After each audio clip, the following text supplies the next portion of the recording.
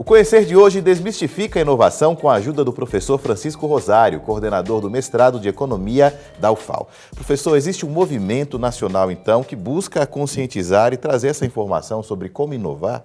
Sim, né? A Confederação Nacional da Indústria, ela está imbuída de trazer para a indústria brasileira o conhecimento de como inovar, né?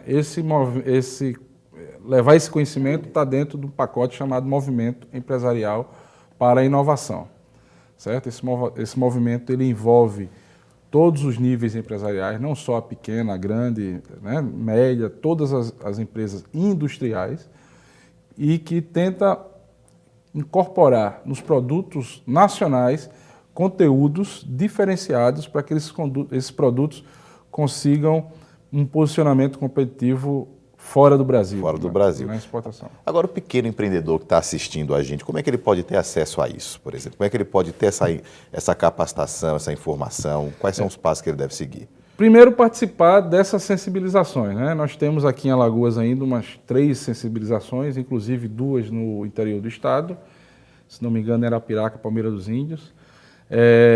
Nós vamos ter também, na verdade, a Federação da Indústria que está trazendo isso, vai colocar à disposição, junto com o SEBRAE, que é outro parceiro importante desse movimento, consultores para orientar durante o processo de inovação. Agora, como é que ocorre esse processo de inovação e como é que o empresário vai saber que precisa inovar? Primeiro, a inovação vem de uma inquietação do consumidor. Então, o empresário ele tem que saber o que é que o consumidor quer. E outra, o empresário inovador, ele às vezes nem sempre capta bem o que o consumidor quer, porque o consumidor também não vai dizer, talvez nem saiba. Ninguém sabia que precisava de celular até existir Até existir o celular, e hoje é um equipamento indispensável. Exatamente, né? Hoje todo mundo tem, até carroceiro para fazer frete precisa de celular. Então, nem sempre o cliente vai dizer exatamente o que quer, mas o empresário inovador, o empresário aquele que consegue perceber para onde vão as coisas, né? Aquele que está se capacitando, aquele que está viajando, tá certo? Ele começa a ter inquietações também que ele pode entregar aquele produto diferenciado. Ele consegue fazer isso, por exemplo, numa viagem de férias. Se ele olhar bem a atividade empresarial dele, a viagem de férias é extremamente instrutivo do ponto de vista de novos conhecimentos. Ele acaba conhecendo culturas novas, hábitos novos. Exatamente, propostas para o mesmo serviço dele, o produto, diferentes, que ele pode replicar aqui em Alagoas. Entendo. Então, participar dessas atividades é essencial. Agora, fomento, professor, como é que se consegue dinheiro? Porque custa dinheiro também, né? Por Sim. mais que tenha um custo pequeno às vezes, mas custa e muitas vezes esse empreendedor não tem dinheiro para isso. Como é que ele consegue o financiamento? Inovar hoje no Brasil tem um custo enorme, né? Porque às vezes quando você quer, por exemplo, ampliar a sua produção, você pode entrar numa faixa de imposto diferente da que você tinha anteriormente. Mas, por outro lado... É como se você fosse punido porque está produzindo mais. É uma lógica meio a esse imaginário. Né? Pô, vou produzir mais, vou pagar mais imposto. Exatamente. Mas, se for uma produção inovadora, existem alguns benefícios, certo? O fomento hoje, prioritariamente, é por uma agência chamada FINEP, que, inclusive, tem propaganda em televisão também, é amplamente divulgado. A FINEP é a financiadora de estudos e projetos do governo federal que está sendo transformado em um banco para financiar a inovação, né? E a FINEP ela também faz parcerias com as fundações de apoio à pesquisa local, tanto em Alagoas, que é a FAPEAL, que no caso é a FAPEAL, como nos outros estados, e faz com transferência de recursos. Além da FINEP, um empresário que tem um porte um pouco maior, que não aquele micro do bairro e tal, ele pode entrar com um projeto no BNDES, em que os agentes, nesse caso, seriam o Banco do Nordeste, o Banco do Brasil e Caixa Econômica.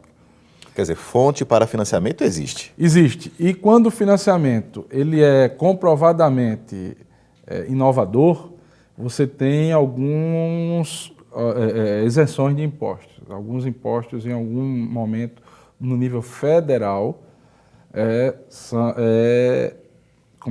isentos. Você consegue ser isento desses impostos. Reduzido, exatamente. Agora, essa inovação, professor, seria uma das saídas para a economia alagoana? Porque quando se fala em economia alagoana, se fala primeiro em indicadores ruins e segundo em grandes projetos, em projetos que são redentores e que na maioria das vezes, não se concretizam. Por exemplo, fábrica de avião, fábrica de moto, estaleiro, enfim, esses empreendimentos não chegam e as pessoas continuam sem emprego, sem renda. Essa inovação de pequenos negócios é a nossa saída? Uma alternativa forte para a gente é exatamente fomentar esse pequeno empresário que já está instalado e está apostando no estado de Alagoas. Então, você tem que muito dar... mais fácil, né, para você privilegiar quem já está produzindo. Quem já está produzindo e quem está apostando e quem está sofrendo as agruras da economia alagoana, andar, às vezes, um pouco mais devagar que as demais. Não que a gente não esteja crescendo, estamos crescendo, até porque o Brasil todo está crescendo. E nós fazemos parte do Brasil. E crescemos juntos. Juntos. Mas muitas vezes a reboque, né, professor?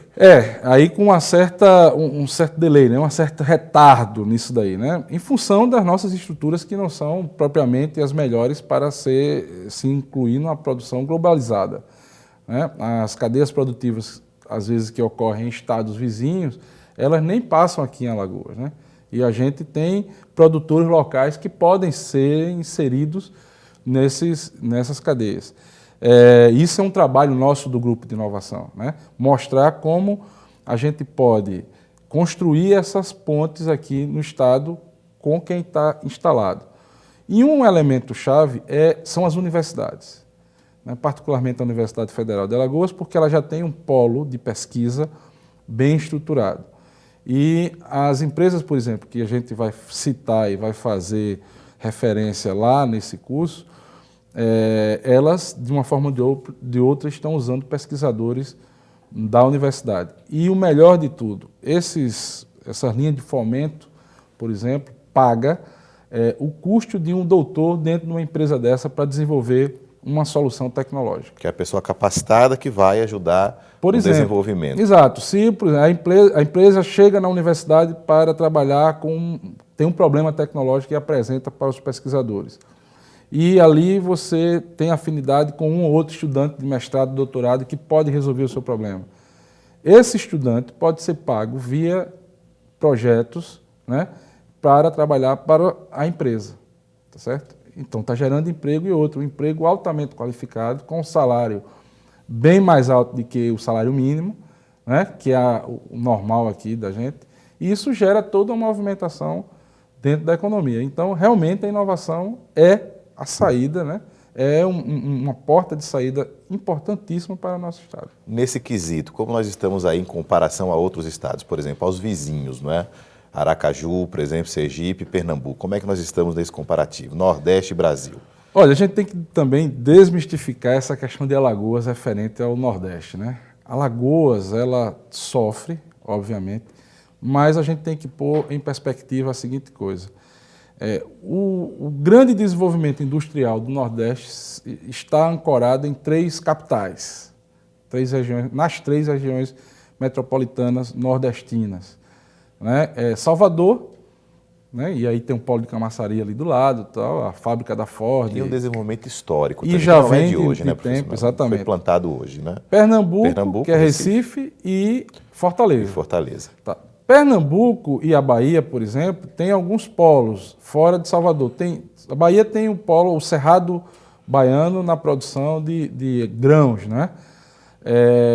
Pernambuco, você tem um polo gesseiro e um trabalho diferenciado na Chapada do Araripe, tem um trabalho também da fruticultura irrigada no São Francisco, no Vale do São Francisco, exatamente, Petrolina, a Bahia também, no outro lado, Juazeiro, aquela região ali toda trabalha com isso, mas não tem muitas alternativas, né?